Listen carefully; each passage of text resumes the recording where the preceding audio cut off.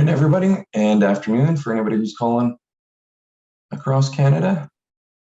We're just slowly letting everybody log in. Actually, I can't see the numbers of who's registered at the moment, but we've got a nice group that are showing up here today. I'd like to say thanks for coming up and joining Praxis's first, my first fireside chat that I'm going to be doing here with you guys here today.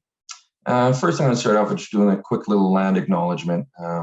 That Praxis is based here in Vancouver, which is on unceded territories of the Musqueam, Tsleil-Waututh, and Squamish Nation.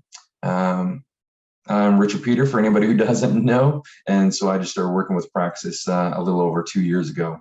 I always say just before COVID started. I'd like to say also that we're calling from sunny Vancouver. We've actually got sunshine here today, so hopefully the rain that's coming soon won't be as drastic as the last rain session that we just had. Just to give you a quick little bit more info, this is, as you notice, is going to be recorded, as we're going to hopefully share it later on all of our media links later on. So for anybody who misses out today, will be able to catch up to it later on whenever they're able to. Let's see what some of the other information that I need. If you've got, hopefully if this is your first time on any Zoom calls, there's actually, everybody is muted, but you can send a note on chat. There's a Q&A button down below that you'll be able to send any questions for any of the speakers. Let's see here, I see some messages on there now. But yeah, so that's, there's always a few different opportunities to put up some questions. So hopefully we can try to answer that as we're going. There's also a raise hand button that I can try to find you at, and then we can get to that question also. So there's definitely a few ways to interact with the group. So that's sort of how the day is going to go here today. I think we might as well get started since we do have 1 hour. So welcome again. The speakers that we have here today, in that the chat that we've got going on. First, we're going to have Neil Belanger, who's the Executive Director for BC Aboriginal Network on Disability Society. They've actually started IDAM, which is the Indigenous Disability Awareness Month, and that's where we've started this fireside chat that we wanted to join one of our partners and talk more about it and see if we can find out more and more information. And then also we have Dr. Melanie Jeffries, who's joining us from Ontario. And so she was on one of the research projects when I first started to learn more about Indigenous health and the impacts that are constantly around the communities in her region and also all across Canada too. So that's where we're going to find out more and more information. Let's see, what else have I missed? Anything else that I missed? So next, I think we'll just start with the speakers can do a quick introduction of one another, and then also we've got a few questions that were brought up also online, as when everybody could register, there's a few questions that were brought up. So how about first off, let's hear from Neil. Do you want to do a quick intro? Sure. Thank you, Richard and Melanie, and everyone for attending here today. As Richard said, I'm the Executive Director of the British Columbia Aboriginal Network on Disability Society. I'm calling in today from the traditional territories of the Esquimalt and Songhees Nations, and I'm very pleased to be here. Our organization is a national Indigenous disability organization, and actually years before I came, Richard was a board member here, so we have some connection there. And yeah, I'm very pleased to be here today to join all of you and hopefully answer any questions that you have during the 7th anniversary of Indigenous Disability Awareness Month. And just a little bit about me. I never started off in my career or my thoughts about working in the field of disability. I actually wanted to be an archaeologist. That's what I was kind of passionate about. But then I met this girl who was a coach at Special Olympics. So I decided that would be a good inroad to meet this girl by becoming a coach at Special Olympics. So I became a track and field certified track and field coach with Special Olympics, and never got the girl, but it started me on a path that went more towards health and disability over my career. So again, I'm very happy to be here, and thank you. Well, I didn't know that, Neil. I guess we have similar stories. That's how I started my basketball career also. And next up, we'll hear from Melanie Jeffries. Hello, and I'm speaking to you from Ontario, where we just got a snowstorm. So we get a snowblower in the background at this moment. I'm calling to you from near Williams Treaty area, which is around the Georgian Bay area, stretches from Barrie northwards of Parry Sound, what is currently known as Parry Sound. And I work at the University of Toronto. So I first got involved with Praxis doing a postdoctoral fellowship, looking at what aspects of a meaningful and relevant spinal cord injury registry would be for Indigenous people in Canada. And that's a really big question.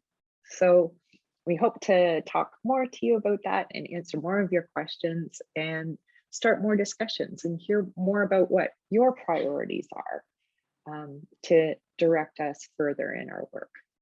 I continue to work at the University of Toronto. I'm cross-appointed in human biology and Indigenous studies. So I'm kind of the science go-to girl in Indigenous studies, and I'm the Indigenous go-to girl in human biology. So I'm a strange little bridge, and I used to feel a little bit conflicted about that. And I went and talked to an elder once about it, more than once, just about every year. And but I'll never forget what he said the first time before I started teaching my first course. He said, no, you have to do this. It's your role to do this. You need to help them succeed. It's your role to be a bridge between two ways of knowing. The only trouble with being a bridge, Melanie, is you have to be ready to be walked all over from both sides. And then he laughed, a wonderful warm laugh that he has. And I'm still good friends with that elder. I still rely on his advice. Every year I go and talk to him. And we just lost somebody really big at U of T who we share a little bit with BC, quite a bit. Lee Marico was our elder and writer in residence at First Nation House. So I would like to acknowledge her passing and what a great loss it is, but wishing her well on her spirit journey to the next world. Thank you. Thank you, Melanie, and thank you, Neil. I guess, yes, I should do a quick little intro as to who I am. I always forget to do that. I assume everybody knows who I am. But yeah, I'm the Indigenous Peoples Liaison with Praxis. One of my coworkers, John, he came and did a presentation when I worked with SCIBC at GF Strong here in Vancouver. And he was given a quick intro into what Praxis is doing. And I asked a question to him. I said, John, what do you do in regards to the First Nations community on reserve and off reserve? And that sort of stumped him at that time. And then speed up to a couple of years later. And that's when he approached me and said, oh, Richard, we've designed a job for you to start answering those questions. I don't know if I was looking for a new job, but I said, you know, I like to accept new challenges. And so with me, and that I've got a few, I always say I've got a few different arms of where Richard reaches, and that I've highly involved in the parasport community, being a basketball athlete for many years and many different sports, but then also within the Indigenous community, and that I've always worked with, well, BCANS for one, and then a few other different organizations along the way to help out, I guess, sort of make things a bit easier and just be a bit of a role model at times. And then also in the SCI community, and that I've acquired my injury when I was very young, at 5 years old. So I've sort of grown up living with a disability. And so that's where I always try to, you know, I think Melanie just said the same word that I would say with bridging the gaps. And so I'm always trying to bring in the SCI community and the Indigenous community and the research community. And that's where I've noticed there's a few gaps. And I said, oh, well, let's try to close those gaps, if not, you know, build bridges and try to make it a bit safer and an easier place to you know, improve the quality of life. Because I know that's always the biggest challenge that we have. And so that's why I'm very welcome that I can, you know, have both you guys come out here and hopefully spread more truth than me. You know, most of my stuff that I say is all BS. So that's why I was bringing the professionals to come up with the truth. So actually, yeah, speaking of IDAM, yeah, Neil, I wanted to ask you first to start it off with of where IDAM originated and where it came from.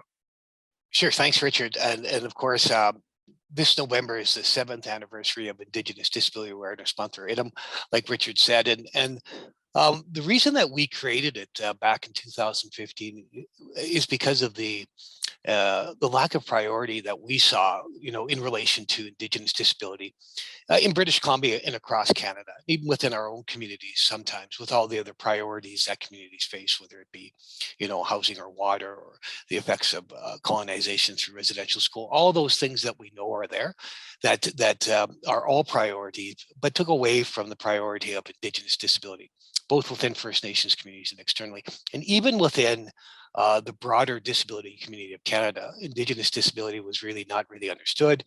A lot of national organizations, provincial organizations didn't really reach out a lot.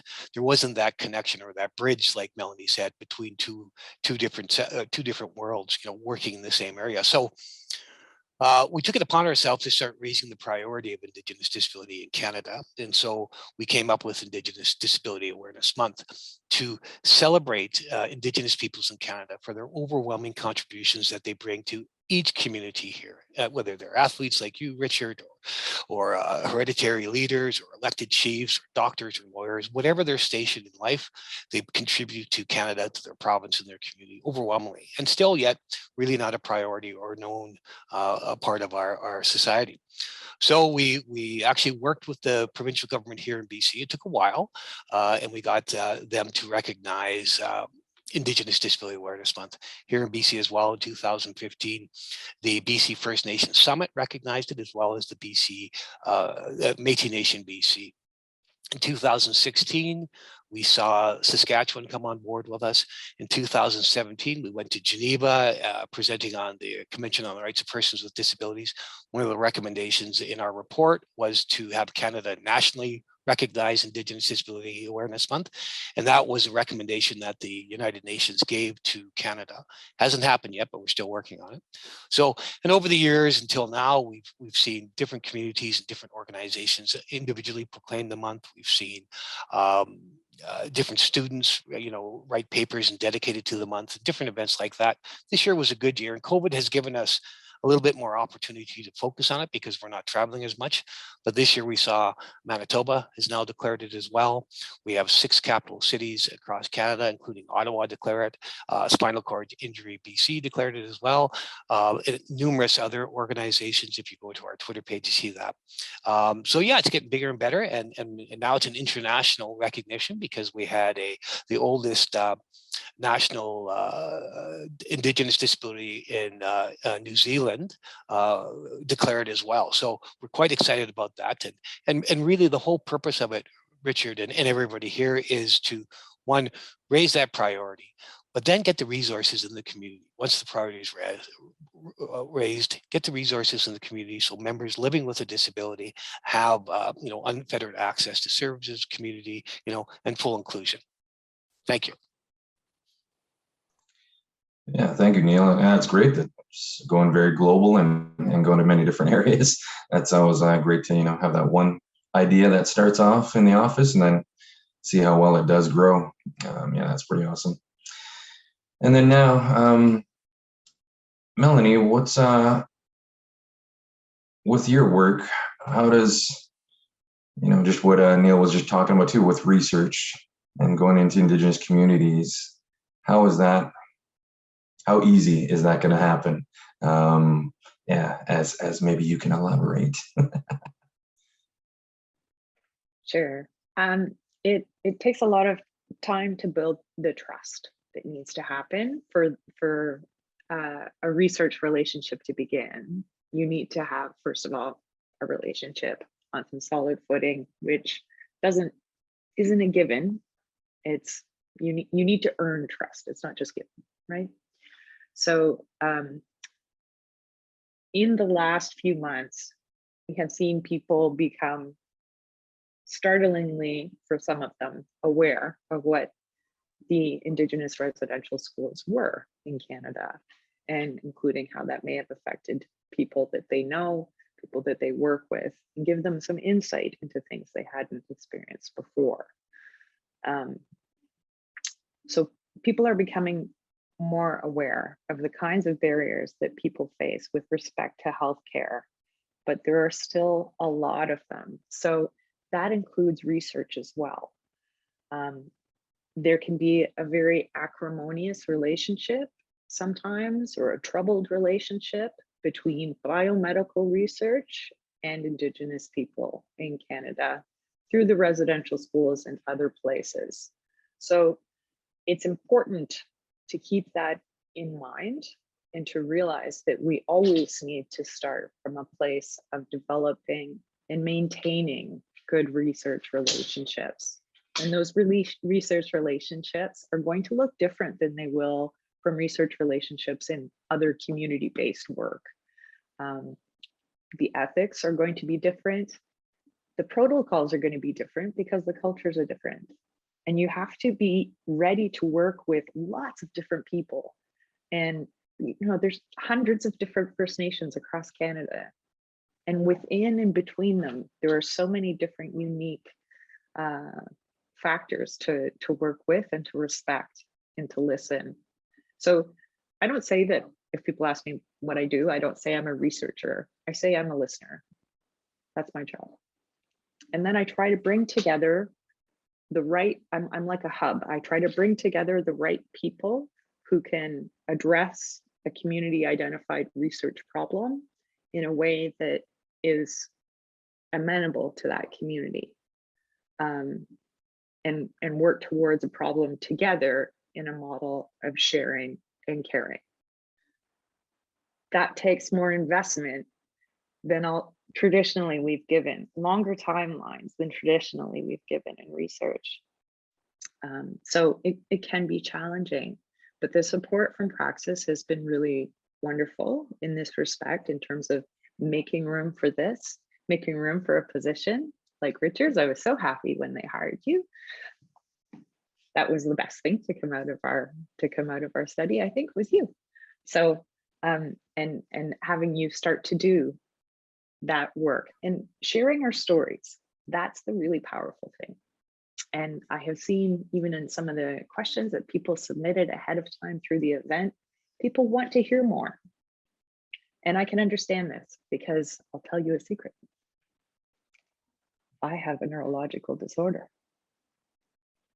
I have epilepsy. And that is what's really motivated me to study neuroscience in my PhD. I was trying to understand what was happening with my body, what was happening with my brain, and what was happening with everything going on around me with uncontrolled seizures as an adult. It was a very difficult time. Now I've been seizure free for 3 years, but for 20 odd years I wasn't. It was pretty rough. But sharing our stories is really a key strength. And that's something I've seen over and over again, whether it's from the Native Women's Association of Canada, their neurological understanding from within report. People want to share stories and hear more. That's why how we build strength is sharing stories, listening to each other, and hearing. And I think that stories are so underrated and powerful. And sometimes you don't even know when you hear a story how much you're going to need it in 5 years, in 10 years. You don't know you need it until you need it, that story. But then you realize when you have that. And with Lee's passing this past couple of weeks, a lot of her teachings have been sitting really closely with me. And so thinking about so many of the things that she taught me about listening and about helping people succeed, lifting them up, but also making them take responsibility for taking steps, right? All of these are important steps for us to move forward. But for everyone to share their story, we need to approach it with an equity-based framework. And that means not everybody's starting from the same place. Not everybody's ready to share yet. And they might want to listen for a long time, and that's okay. So part of me wonders, maybe today is the start of some story yarning. I know we have some Maori here, so maybe there's some yarning that's starting now, some story weaving. And that is what we're starting to build today. We're starting to braid together some ways of knowing and sharing and caring. And I hope that it can be the start of something beautiful together. Thank you for sharing, Melanie. Yeah, that's and yeah, that's how I also got started too, with sharing. And I realistically, I do owe a lot of that to BCANs. And that when I was a young kid, you know, living on reserve, living with my disability, and then I think BCANs and the original president Ian Hinksman, I think he heard of some young kid that was up in Couch and somehow got a hold of me and brought me down to their first AGM. And that's where he said, all right, just come down. And I'm like, what do you want me to come down and talk about? It's like, well, no, just share your story. And so that was my first ever speaking engagement, and I was pretty nervous. I think I stayed at the table that I was at and just read off my little notepad that somebody helped me write a few things. And so that was pretty neat to actually start and share my story from there. And that's when I realized of how much impact it does have on many different communities. And that's one of the biggest things that I was able to get out there. And I think that's what I'm always trying to tie into also, that I know I've got a lot of help for me to get right here today and help and share our stories with everybody else. And so I definitely try to go back and help out a lot of those people that gave me a hand and brought me here today too. So in speaking of that, with a bit of, as in our stories, with you know, especially with me growing up on a small reserve and having to learn to do a lot of different things, whether it's, you know, I owe a lot of that to my parents. But one big question that I have for both of you guys is, well, maybe, I know it's hard, this can be a very long list, but maybe what are the top 2 or 3, I guess, it's significant barriers that are faced by Indigenous people with disabilities that are either on or off reserve? But I know it's, you know, each of you have touched on a few of them. But what do you think are, what's the easy question of what are the top 2 or 3, the barriers that can be started with to work on solving those issues? How about let's start with Neil. We only have 35 minutes left, Richard. I don't think we have time. Well, and thank you both for that. And certainly, you know, just to comment on what you both said, you know, exactly. Everybody has a story to tell, and they need to be listened to. And the work that we do, it's informed by those stories, and giving everybody the time to tell their story. That's vitally important. Just so much so. I can't tell you how many times that we've worked with individuals and families where they've sat down and said, you're the first ones that have listened to us. And that's important, you know, in whatever you do, right? And every priority is a priority if it's a priority of those that we serve. So it's really important what you both said. But if we're talking about barriers and that type of thing, where do we begin? So of course, if we're looking at within First Nations communities across Canada, we know that there's over 634 First Nations. In 2016, Stats Canada reported that 80% of First Nations had a medium income under the poverty line. We know that accessibility issues of the built environment is a huge issue for people living with disabilities that use mobility assistance devices within communities. It affects your ability to be included in your community. It affects your ability to be part of the community, part of the leadership and employment and everything else. So it's just overwhelming. You know, and I like to think there's a better day ahead in that regard with the Accessible Canada Act that's been implemented here in Canada, but for the federal sector. But First Nations across Canada are currently exempt from that for 5 years, while the government tries to figure out, you know, working with organizations like us, and like the Native Women's Association and the Assembly of First Nations, about how that legislation can be better designed to reflect the needs of First Nations people living with a disability within Canada. There's a lot of work to be done there, but the barriers in the built environment itself are huge. We have policy barriers as well. access to disability and health services within communities, particularly rural and remote communities, another huge barrier. Transportation issues, funding for programs and services. I mean, this continues.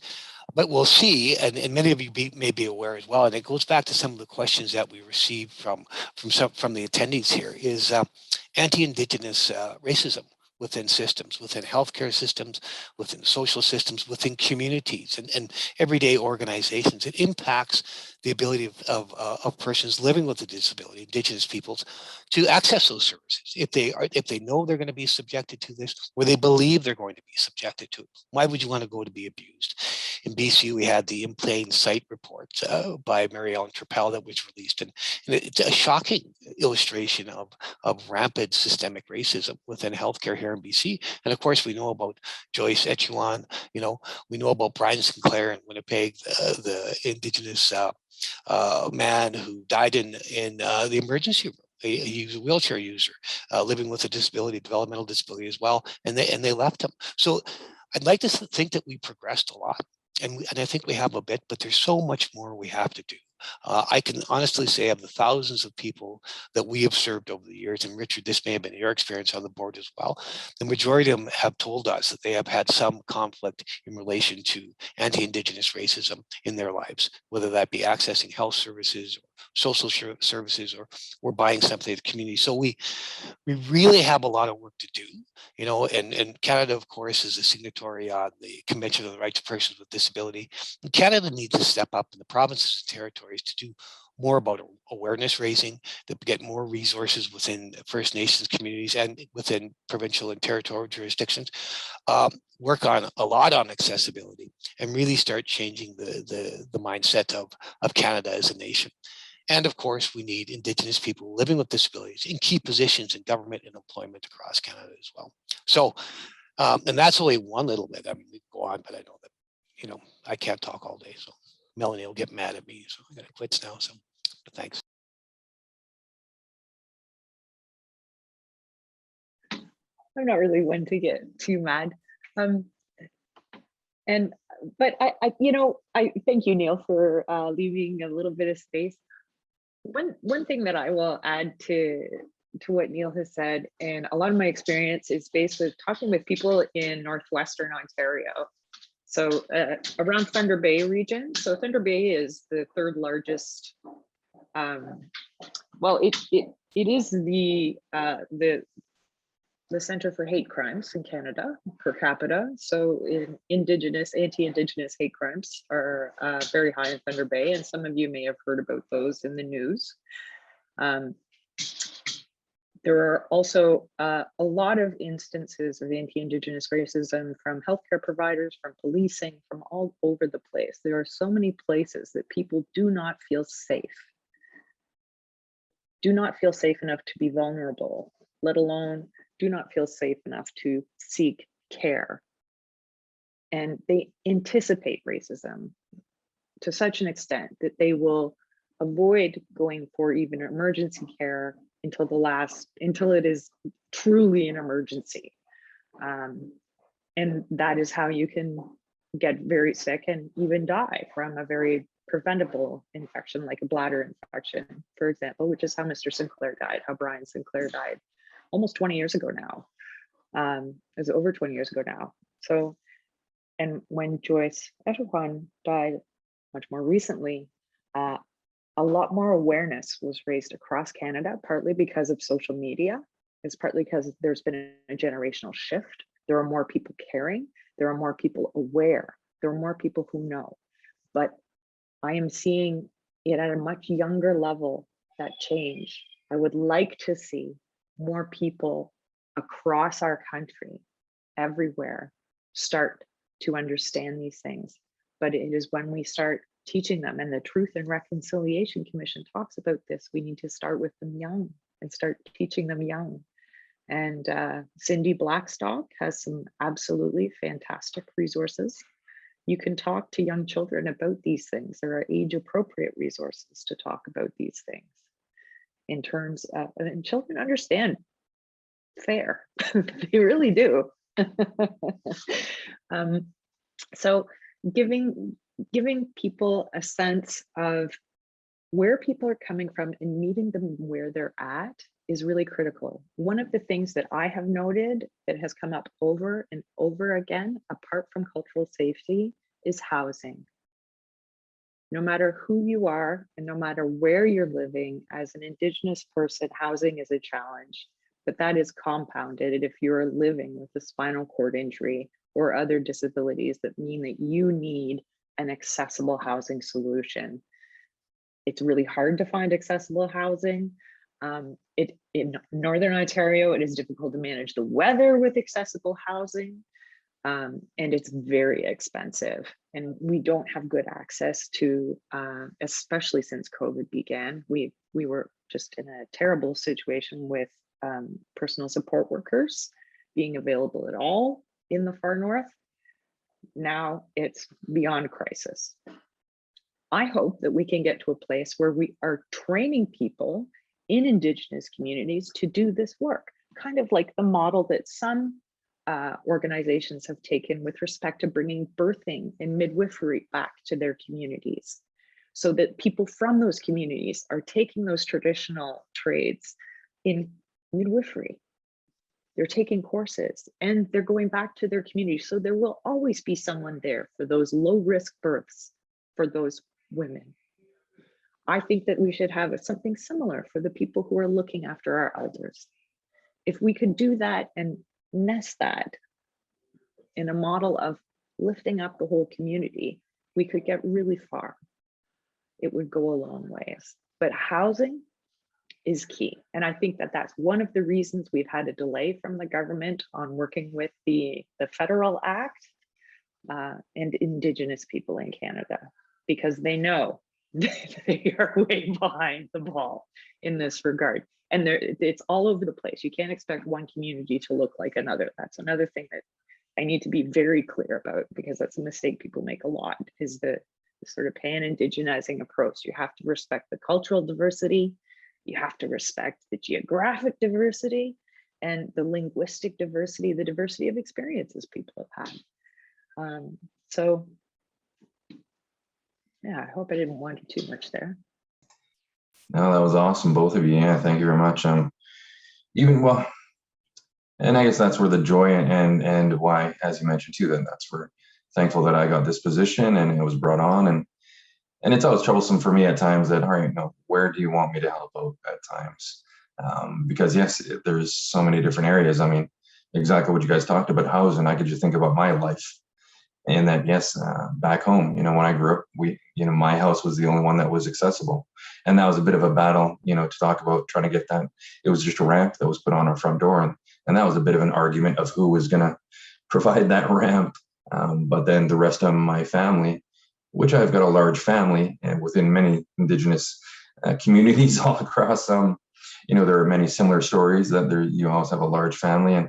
And so there was many different houses whenever we'd go to another family for whether it be, a family birthday or whatever, just another get together. And so it was always a bit of a challenge to get up and down the stairs. And maybe that helped out. That made me a bit more healthier. That I had to do a lot of workout with my arms and stuff. And so there's a lot of those challenges, what you guys talked about. Even another one too is transportation and going to any of those medical appointments, finances. I mean, yeah, there's just so many. And I was in a larger town on Vancouver Island, but yes, when you go farther remote, those are definitely even much more magnified in all the different regions. Even today with us on Zoom, it's great that we can reach many different people, all across Canada and also globally. But I also say that, all right, that's very fortunate for somebody who does have, a computer or is online. But I know there's a lot of small communities that do not have that. And that's one thing that that we did before, when I mentioned that I first started with BCANs and doing those presentations, that BCANs brought me out to many different BC communities that were very rural and said, all right, let's go out and start spreading, your story around. And so that was our interaction. And I think that's where I then noticed that, all right, my story did help, that I could say, all right, well, here, this is my success story of just living and growing up with a disability. And even with my interaction at the rehab center here in Vancouver, GF Strong, I can just go chat with, another peer that comes through rehab, and just sort of, if I just tell them sort of my story and say, well, I sort of went through the same thing, and just tell them everything that happened, and also just say, this is how, I survived. And I know that sometimes they might not say much, but then I know that just settles them down and says, all right, they can relax and know that they're not the only person that this has happened to. And so now that can make it a bit easier. That just brought it up because I saw a few of the questions somebody talked about going through rehab, and with how do you interact with, well, within Indigenous health, and then just with safety. I mean, we've touched on a bit of it with how that can be made that much easier. And because I know sometimes there are some Indigenous healthcare workers that can help out,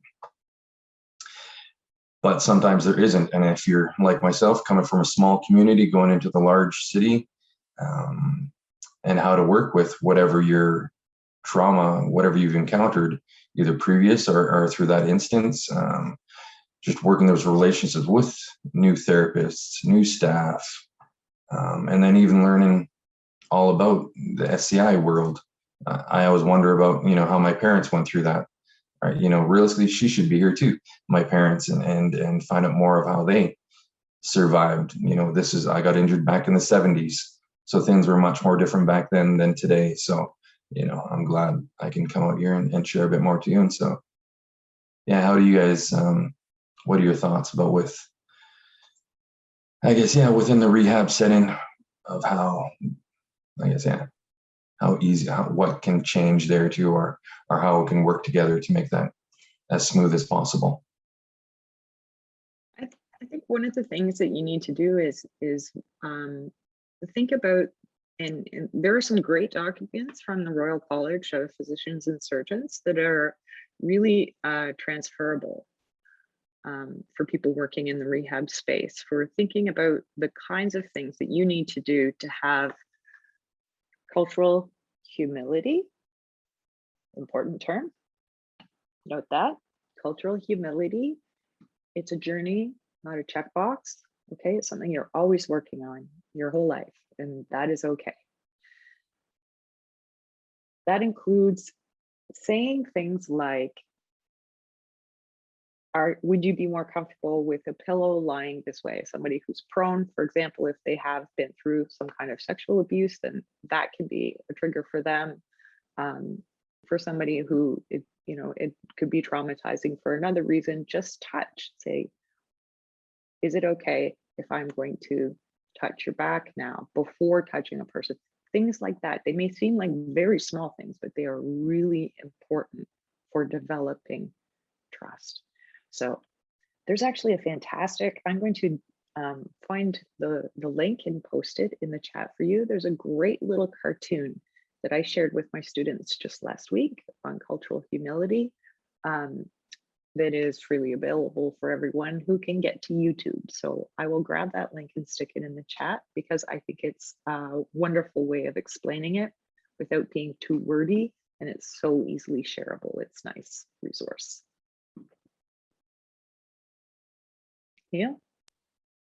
No, I agree, and you're certainly right. I mean, the respect that the individual deserves, is there, and it always has to be there. Cultural humility is a lifelong process, but I also think that if we talk specifically about First Nations communities and working with somebody like, for example, you, Richard, when you were going back home, is understanding how things work within communities, and like Melanie has said, not every community is the same.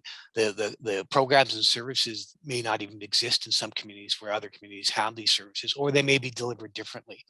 And when we're talking about rehabilitation and getting people back into their community where their support systems are, then we fall into those other barriers as well about accessibility. And is that possible that somebody actually can go back in? So we've got a lot of work to do in that way. And then how is that transition from perhaps GF Strong into Vancouver or the Vernon communities that is not your home community, but where you're going to because they might have housing that is accessible for your needs, right? Where your integration into that community is easier than your home community. So we have all these multiple barriers that are existing now when we talk about rehab and being back connected to your support systems, to your family.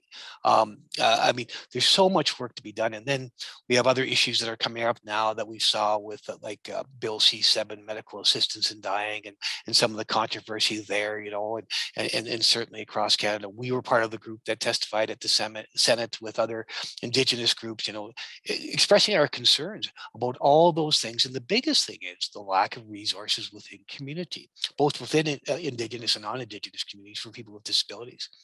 Today we have the throne speech going on, and I'm hoping that they will highlight the Canada Disability Benefit, which is a new benefit, and Bill C35 that was introduced right before the election, and then hopefully will be introduced again, that will provide some financial resources. But I mean, living with a disability, living with a spinal cord injury is expensive, and where are the resources come to make sure that you are able to be an included and active member of your community, right? Because living with a disability isn't you know, a fate worth death, where we've heard some people say that or even portray that in their attitudes. You can go forward and you can live your life to the fullest as long as you have the supports. And it's important for everybody to understand, and I'm sure everybody on the call does, the disability is not the problem. It's the systems that we ask people to live within. It's the systems that we create to cause those barriers. And that's what we have to do. And as Melanie says, we have to work with communities to say, listen, how do we make sure the systems within your communities meet the needs of your members? Tell us what to do. You tell us. We're not going to tell you. You tell us what to do, and provide the resources to make sure that happens. And it's going to be different from community to community. But without the resources, without the ability to make changes, I mean, it's not a good future, and we've got to see that change. And things like the Accessible Canada Act and the new Canada Disability Benefit. You know, what does UNDRIP mean to the disability sector? What does it mean to the government of Canada? And you know, what does it mean to the government of British Columbia that have declared it both? I mean, these are still unknown questions. And what does it mean within communities when it pertains to their members living with a disability? So these are things that we're anxious to hear about as well, and see how it moves forward. Because again, it's been our experience that Indigenous disability has always been an under prioritized area, and it has to be put to the top of the list, you know, and in fact, disability across Canada. So anyways, thank you. And being that voice, I mean, that's what both of you guys are echoing there too, just with, you know, I know you guys are that voice, and that's one of the big things too, because I'd say it's different now that when I was a younger kid, my voice wasn't as loud as it is today. And so that's where I know I can now help to be that voice for somebody else who's going through that similar situation when I was younger. And I recall that might have been hard to ask for help then, but now I know that's what I can do. And both of you guys are doing also in different areas. So thanks for definitely sharing on both of those from both of you. Now I guess, yeah, hopefully that leads into one of my next big questions. Also in regards to questions, if anybody else has got a question, yeah, chuck it in the chat. What we can go from there, and just right on cue. I just saw something pop up now. Here's one question that came up on chat. What are your thoughts on how we can best support those individuals who may need long-term residential care and manage their care needs after a high-level injury, knowing that residential care was incredibly damaging to begin with? Are there any alternatives? Even another one that I can add to is sometimes going to a remote community, depending on where you live, if you're lucky to still have those services available. But I've known peers and clients who have had to come back to a larger city to have some of those services met, depending on how high level their injury is with whatever services they need. So who wants to tackle that one or have some input? Well, I can just say, you know, it's a hard question, right? And like you said, Richard, in some communities, the services just aren't there, or the communities are not accessible. They don't have the capacity, the health staff and support staff to do it. But I think with anybody, regardless of what your disability might be, you have a right to live in your community, and you have a right to be supported. So the option of putting somebody into long-term residential care facility would be the absolute last resort. right? We should be supporting people to stay within their own community, to get the care that they need, and to make sure that they have the ability to live the life that they want to live, not the life that we say that we can only afford to provide them because they have extra needs. We all have needs, and disability is expensive. It's never going to change. So it's not really an answer to the question because it's still going to happen. We know that, but we have to move as a country to saying, look, we're going to let you live where you want to live, and we're going to provide the supports necessary to make sure that you're as successful as you want to be and can be. And until we get to that stage, we're always going to have questions like this, and we're always going to be fighting with governments and provincial, territorial, federal. People are not a dollar sign; they're people, and we should be supporting them to be, in the community where they want to be. And so that's my statement on that. And to not take no for that first, and that first answer sometimes is no. And it sounds like, don't take that no, still fight for it. Yeah. As you said, it's your rights and it's accessible to you. Now that we're sort of getting short on time, as I noticed, so I've got one big question for you. Well, I don't know if it's big or not, that's up to you guys. But what are you guys' next steps? What's in the future for Dr. Melanie Jeffries, and what's in the future for BCANS and Neil Belanger? What are your next steps after today's great fireside chat? How about Melanie, what are your next steps? Well, the snow's been shoveled now, so I don't have to do that. So that I'm just already feeling my lower back feeling better. But it's more listening time, and it's also more time out. What I've heard is that, and there has been a First Nation in Northwestern Ontario that has made a move towards having their own, opening up a long-term care home in their community, which is very close to Thunder Bay. So that's where a lot of people have to come to get diagnosed, to get some of the more complex services, including rehab. But they have talked about, and this has been a border. So this has been, if you're from outside of Canada, we always have this wrangling that goes on between the federal government giving money for healthcare and the provinces who take the money and decide how to spend it. And there are very few strings attached. It's not tied to quality improvement, for example. It's up to the provinces in the way that Canada was set up. It's up to the provinces how they spend that healthcare transfer money. But increasingly, it's getting worrisome seeing how things are being downloaded on municipalities. That works well for big cities. It does not work well for smaller places or more rural or remote places that are already struggling. So whether it's in the epilepsy world or the spinal cord injury world or elder care, thinking about what we can do to uplift people and create economic and training opportunities for people and education, but also culturally safe elder care, culturally safe long-term care, period, is something that we need to really improve upon in Canada. We need to do so much better at that. And if COVID has taught us anything, it is that our long-term care homes were in crisis 20 years ago, and that could have saved a lot of lives if we had invested. And so thinking just of Praxis's beautiful logo, which is the butterfly now, which is also your spinal cord, by the way, from a neuroscience perspective, that's kind of what it looks like inside. But transformation, we need healthcare transformation driven by and for First Nations, Inuit, and Métis people. That is going to require some investment, upfront investment for the long-term sustainability of the system, for the best outputs for people and for their health and for their families.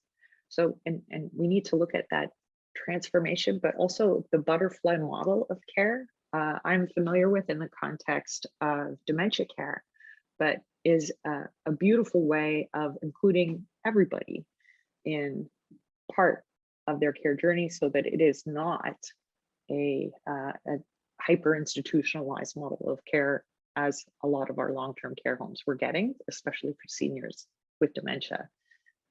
So I think that we have a lot of growing and transforming to do. It's going to be, we can be in the chrysalis stage now, but you have to feed that caterpillar for it to be a beautiful butterfly.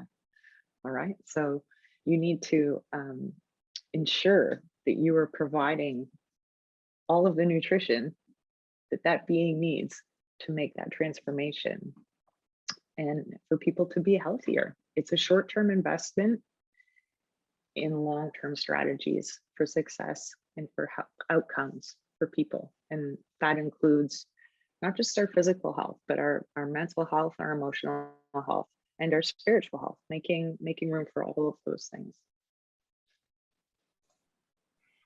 Thank you, Molly. And that's a good eye that, yes, that is why we have our new logo. It is the cross section of a spinal cord, and also yes, does look like a butterfly. Neil, what are your next steps? Well, we've got a number of things on the go here, but one of the things, Richard, and maybe you can help with, I see that Bill Veritable is on the line here. I lent him $100 about 2 years ago, never heard back from him again. So if you could, talk to him for me and get my money back, that'd be great. That's one thing. So we're moving our direct services. We're trying to expand them across Canada. Right now, we deliver in BC. We do a number of other initiatives, primarily with accessibility nationally. But we've had some good interest from the federal government, some other funders as well. So we're hoping to carry that across Canada. We're working to get the Convention on the Rights of Persons with Disabilities entrenched into Canadian law, because we think that would be the next natural move and might, help address some of those barriers that we spoke of as well. Of course, we're going to continue to expand Indigenous Disability Awareness Month. Now that it's gone international, we want to expand even further. We've had some interest in Australia. So yeah, just keep moving the way that we're doing, looking for partnerships from organizations like many of who are on the call here today, to learn from you and see if there is work that we can do together. And of course, with our communities and the people that we serve, to keep doing what we can to support them and just keep going forward, and really working with governments to provide those resources, like Melanie said, to make sure that they are there for the communities and for persons living with disabilities, and make that equity and equality there that's lacking right now. And so there's a lot of work to do. We're all going to be older as we go forward, for sure. But if we don't keep moving forward, we won't get anything. So we have to just keep going forward. And it's things like this, Richard, and I appreciate you having here today to raise awareness and bring priority to a lot of issues, and Melanie here as well, and keep going. So that's good. And get me that $100, Richard. Get it for me. I'll work on that as soon as possible. First, thanks for both of you guys joining me here today. This was definitely a first for me. Hopefully it went and sounded as smooth as you guys made it sound. It's different for me to be on this side of the spectrum. Usually I'm on the other side with you guys, chatting a bit more and sharing my story. So I was definitely glad, first I can also say thanks to our marketing team with Praxis, and just how to make this run so smoothly, and my hands up to them for making me look good, as I always say to them. And then, yes, and just right on cue there, just that we've got a notice to talk about that. Yes, this is being recorded. So yes, definitely it can be, checked out later on for somebody who wasn't able to attend today. And if there's any other questions too, just send them forward, and we can definitely pass on any questions or any contacts. And hopefully, as both have mentioned, that, both, all of us are definitely here to listen. And hopefully, as you just mentioned, Neil, to help work on making things much smoother. So yeah, that's the big thing, and just making quality of life, to make it through that little bit, makes it a bit easier. That's one of the biggest things that we're all here for. And yes, definitely feel free to send any feedback. Hopefully you enjoyed today's first fireside chat that I've been part of with here at Praxis. So send any feedback, good and bad.